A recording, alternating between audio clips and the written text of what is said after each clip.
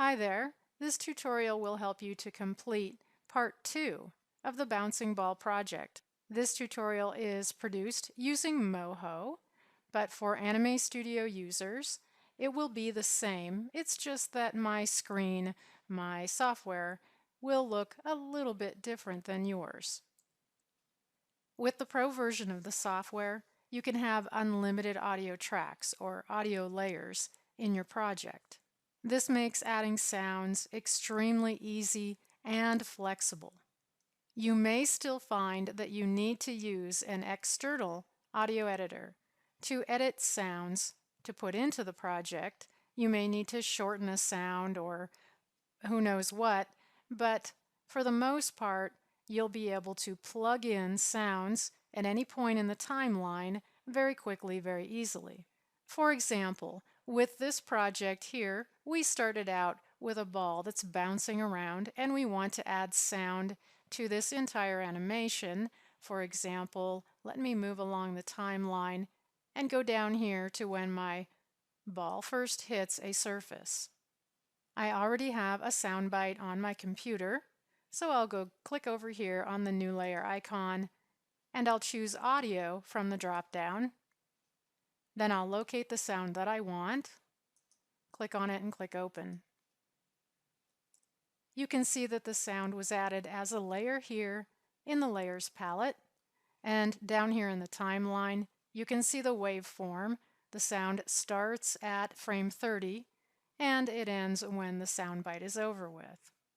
I can then just move down along the timeline to where I want the next bounce sound. Say I want it up here when it hits the surface of the top of my image area. Same process. Click on the new layer icon, choose audio from the drop down, grab that sound again, click open. Now you'll see that the second bounce sound is included here in the layers palette, and for that bounce sound timeline, you'll see that it starts at frame 60 and it ends when the soundbite is over with. You can easily continue with that process, moving along. When you see it hit, once again, the same thing. So it's very quick and easy. You don't have to edit all of the sounds together into one file the way that the debut users have to do. Now here are a couple more great tips for you. Let's say that you went and you plugged in your soundbite, and when you tested it, you realized it might not be placed exactly where you want it to. The sound of the bounce or whatever you chose doesn't really match up with when your ball hit the surface. Go over here, and right now you're on the Channels tab. Click to the one next to it called Sequencer.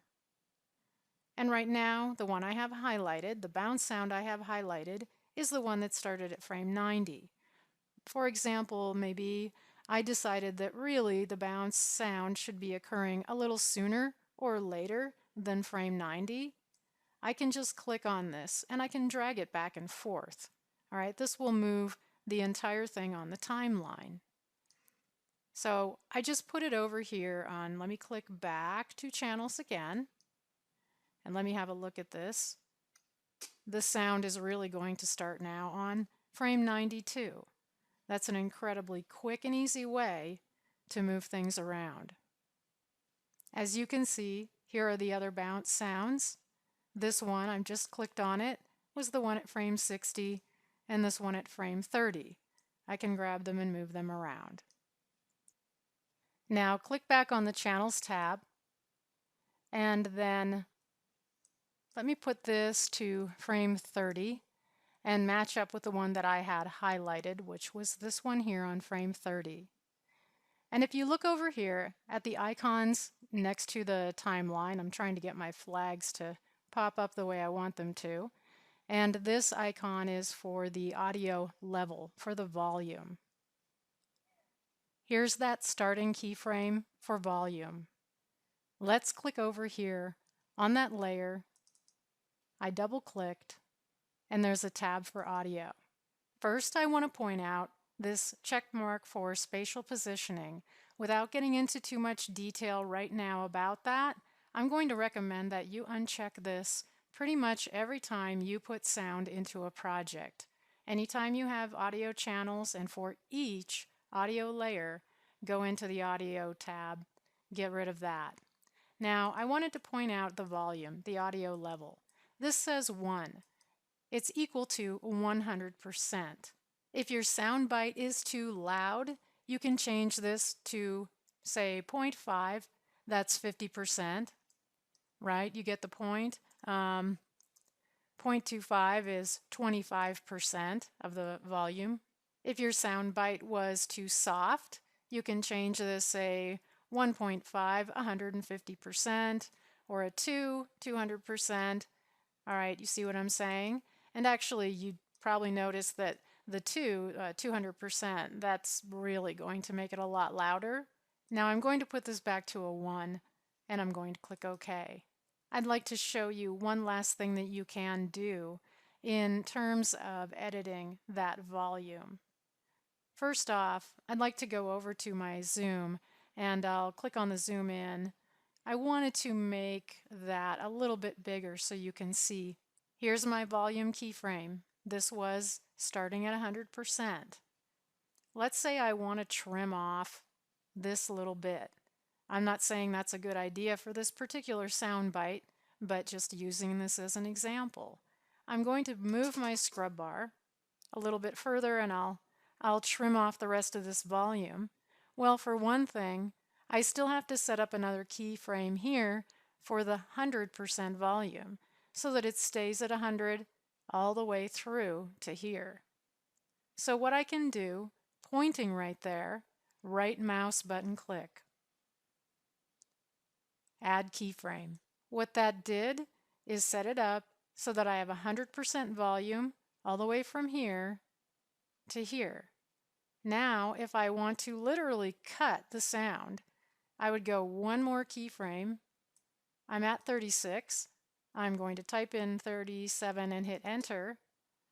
And then, pointing again right there, add keyframe.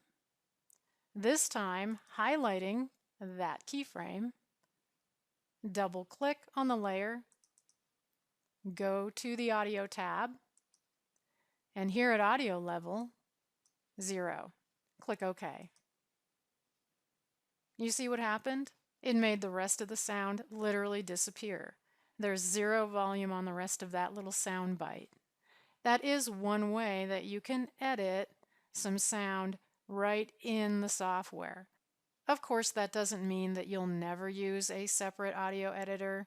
You may very well have sounds that you want to put into your projects where you do need to tweak or change them to some degree before you put them into something like this.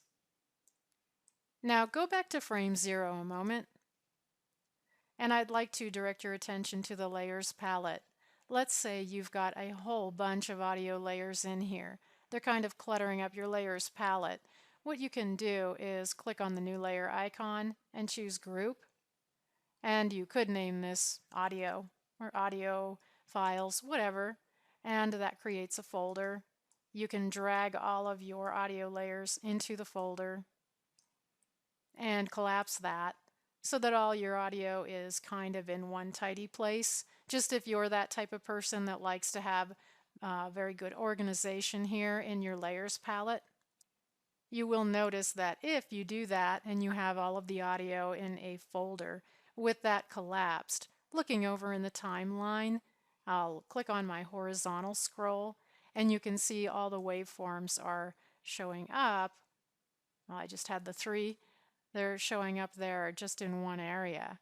And if you clicked on the sequencer tab, you'll see the folder, but you can't edit the individual audio. If I grabbed this now, I would move everything. I would shift everything in that folder. So opening up the folder and clicking on the individual parts, then you get back to being able to click on something and move it back and forth. So those are the basics of getting audio into your projects. Don't forget to check on the project instructions because you also have to add some text. And if you're having any trouble, just email me.